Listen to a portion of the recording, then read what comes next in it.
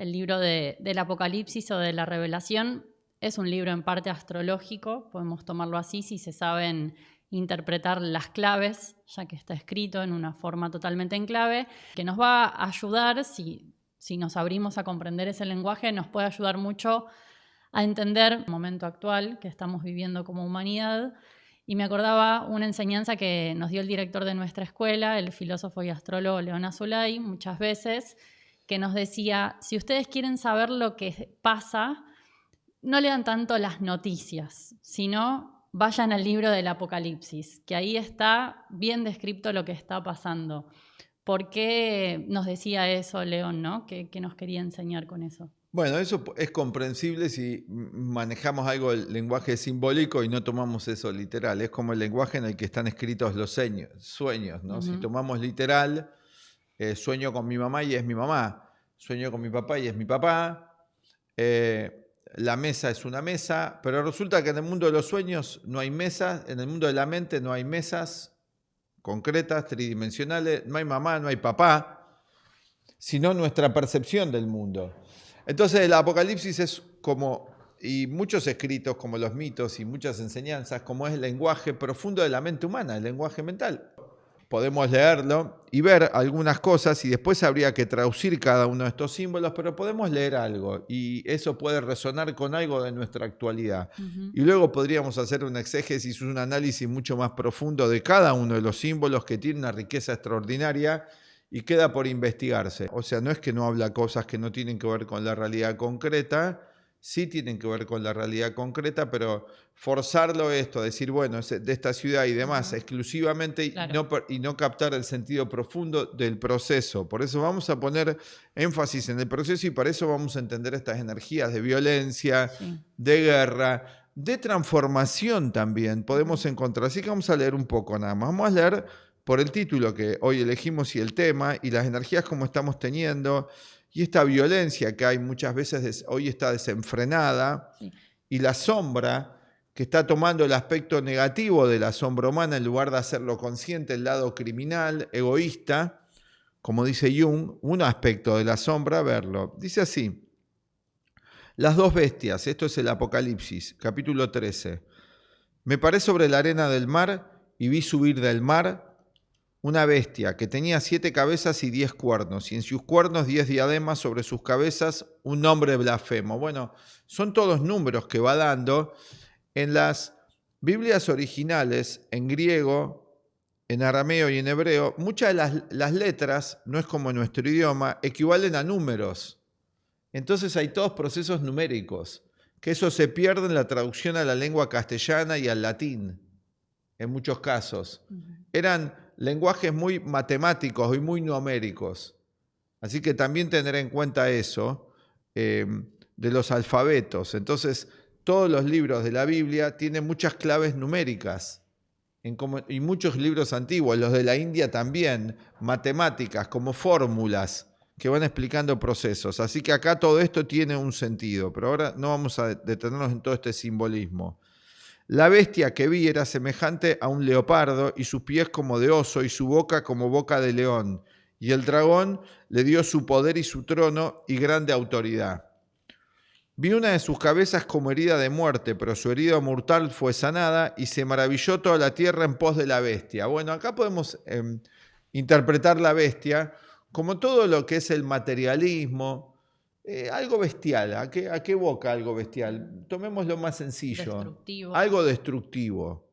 Porque tenés un animal y cuando decís que algo es bestial es que es muy destructivo. Y tenemos que toda la humanidad se maravilló, toda la tierra en pos de la bestia, que la persona maravillada quiere decir que está tomada por eso. Algo que te tiene hipnotizado. Y adoraron al dragón que había dado autoridad a la bestia. Bueno, es la confusión de lo que nosotros tenemos que seguir. Todos los seres humanos seguimos algo. Ayer escuchaba, por ejemplo, a uno de estos intelectuales materialistas modernos que se la agarran contra todo lo religioso, es algo que ya lleva 2 siglos, contra toda manifestación de la religión y demás, y decía, no, las religiones hoy, por ejemplo, las monoteístas, inclusive las politeístas también, no podrían existir con los conocimientos que tenemos actuales. Eso sí lo tomás literal. Y en general lo dicen esto personas que no han estudiado en profundidad ninguno de los principios y que toman literal las enseñanzas espirituales. Esto es un gran problema, por un lado. Y por otro lado, ellos mismos están también dominados por un dogma, que es el dogma materialista científico. Ahora hay una ciencia que no es materialista. La física cuántica, por ejemplo, que tiene también, algunas personas pueden divagar mucho con esto, porque todo pasa a ser cuántico, ¿no? Entonces no hay que exagerar tampoco con esto, pero hay ideas muy avanzadas que lindan con conceptos e ideas metafísicas más trascendentes y nos pueden aportar cosas muy importantes. Pero hoy la ciencia, el que hace y dice, no hay nada después de la muerte, no hay algo más allá de lo físico, todo es cerebral, y le preguntan, ¿y qué pasa después de la muerte? Nada, dice. Y antes no había nada, tampoco. Y esa nada también es una religión, la religión de la nada. No se da cuenta que también está parado sobre un edificio. Entonces, como cada época histórica tiene algo que la mayoría adora, está diciendo esto. En este momento es la bestia, la idea que no hay nada más que lo físico en la vida. Y adoraron al dragón que había dado autoridad a la bestia, este proceso. La bestia sería el principio de ejecución. Y adoraron a la bestia, diciendo, ¿quién como la bestia, quién podrá luchar contra ella? Bueno, es el individuo que queda sometido a que esto es lo que es. Sí. Y estamos sometidos a esto y hay que aceptarlo esto, mecánicamente. Es ese estado de pasividad en la que ha entrado gran parte de la población mundial frente a todo lo negativo. Eso no quiere decir ir y matar a nadie, ni hacer guerra contra otro, pero es un estado de pasividad. Bueno, las cosas son así. Es un estado de escepticismo y nihilismo generalizado, subconsciente. Que al que nos parece que al principio no hay resistencia, ¿no? Que mucha gente se entrega directamente. Es que porque no conoce otra cosa. Es que no la hay, dice, bueno, esto es lo que hay, yo lo tomo, ¿no? Los padres también, sus hijos tienen que adaptarse a un sistema muy enfermo. Como decía Krishnamurti, una sociedad completamente enferma, no hay que adaptarse. Tampoco no hace falta tirar bombas, puedo tomar conciencia y ver qué hacer en este mundo. Y dice, también se le dio boca que hablaba grandes cosas y blasfemias. Sí, realmente vemos que no se cuida lo que se dice. Y muchas mentiras, muchas falsedades. Y muchas mentiras, y se le dio autoridad para actuar 42 meses. Estos son tiempos astrológicos. 42 meses, ¿no? Sí. Que es importante, porque dice Cristo en las señales antes del fin que lo negativo no puede durar indefinidamente, que tiene un tiempo, dice, por eso los tiempos se acortarán, dice el Maestro Jesús, da claves. Y abrió su boca en blasfemias contra Dios, sí, contra todo lo trascendente,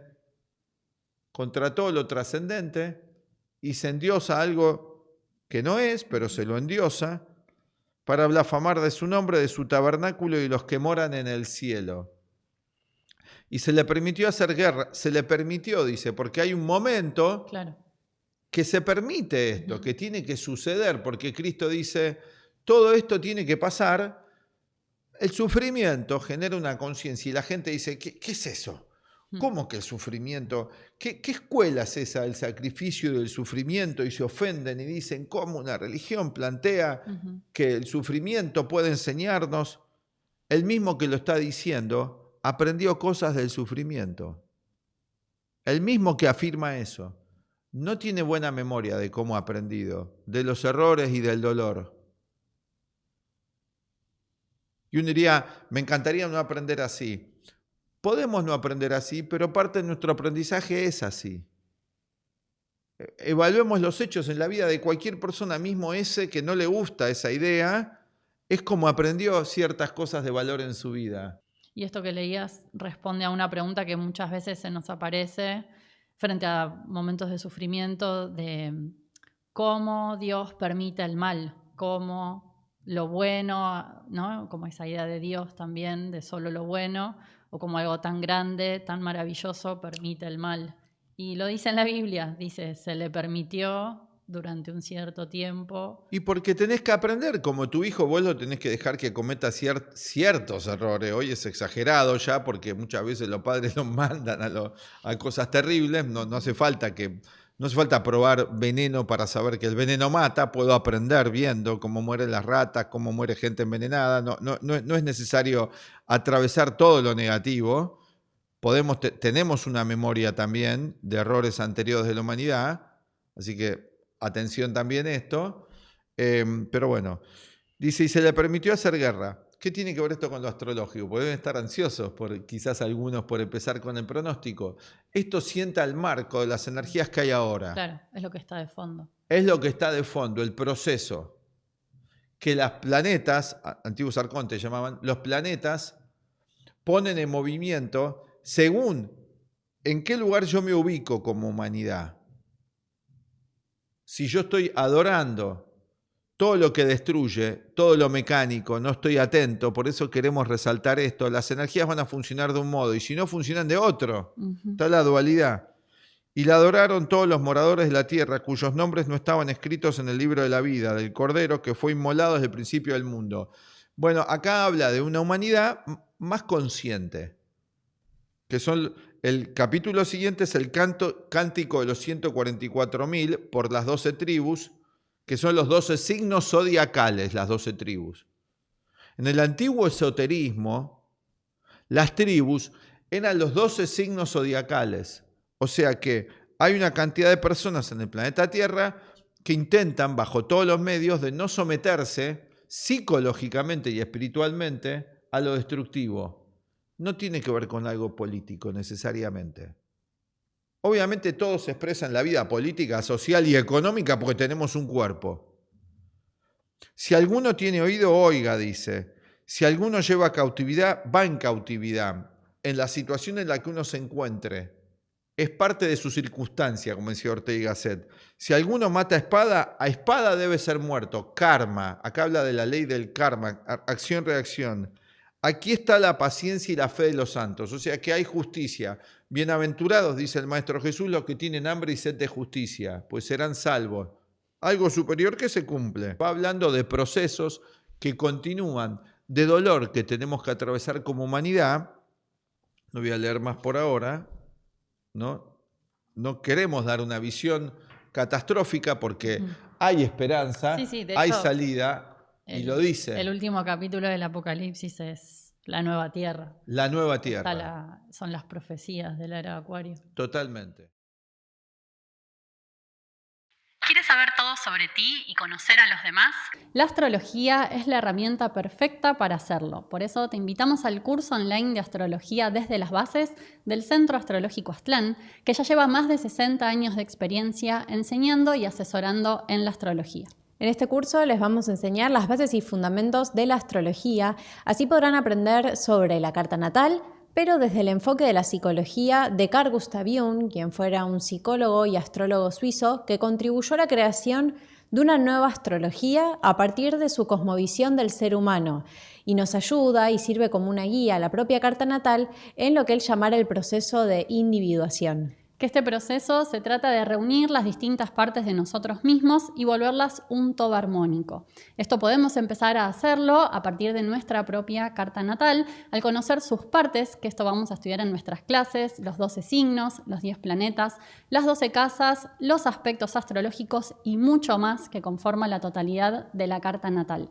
Al conocer esto, las posibilidades de las distintas combinaciones de estos elementos, empezamos a revelar lo oculto de nuestra carta natal, se empieza a revelar nuestra propia personalidad. Podemos descubrir, por un lado, los complejos y traumas del inconsciente. Al identificar esas energías, vamos a poder también saber cómo resolverlos. Y por el otro lado, podemos conectarnos con nuestras capacidades, con esas cualidades positivas que todos traemos, que están latentes en nosotros, esperando a que las conozcamos y desarrollemos a partir de nuestra propia carta natal. Si quieren conocer cómo participar del curso, es muy sencillo. Solamente necesitan de una computadora o un teléfono móvil, tener conexión a internet. Las clases las van a poder ver en vivo y en directo, hacernos las preguntas que tengan. Tenemos contacto, estamos conectados en simultáneo con los alumnos, pero también les quedan disponibles las grabaciones, así que si no pueden estar en vivo en el horario que es la clase, no hay problema, también van a tener contacto con nosotros para poder ir teniendo un seguimiento de cómo van avanzando en su proceso con cada clase.